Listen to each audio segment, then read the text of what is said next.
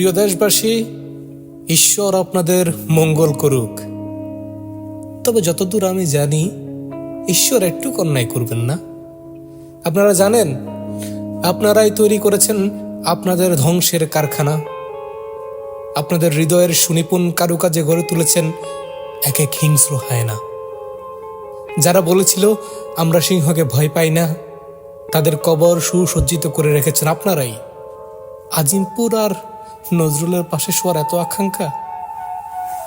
প্রিয় দেশবাসী, আপনাদের মঙ্গল আর হলো না। আমি নিশ্চিত শীঘ্রই আপনারা একটি ঘোর কালো স্কার্পের ভেতর তলিয়ে যাবেন। কয়েকজন অন্ধ জাদুকরের প্রতারণার মন্ত্রে আপনারাও অন্ধ হয়ে যাবেন। আফসোস, সেদিন আমি কিছুই বলবো না। আমি পূর্বে বলেছিলাম, বোবার কোনো শত্রু হয় না। আমি শত্রুতা চাই না। প্রিয় দেশবাসী, বিশ্বাস করুন, একদিন সবুজ ফসলের মাঠে গজাবে গোলা বারুদ। সেদিন কোনো ফুল ফুটবে না আর। আপনাদের বিশ্ব রাজনীতিবিদরা বন্দুকের নল থেকে নেবে অজস্র ফুলের গ্রাণ। সেদিন আমি কোনো বন্ধুত্ব চাইব না। আপনারা যে মহাশ্মশানের দিকে যাত্রা করেছেন, সে যাত্রা আমি না, মহামতি ঈশ্বরও থামাতে পারবে না। প্রিয় বিশ্ববাসী, আপনাদের মঙ্গল আর হলো না।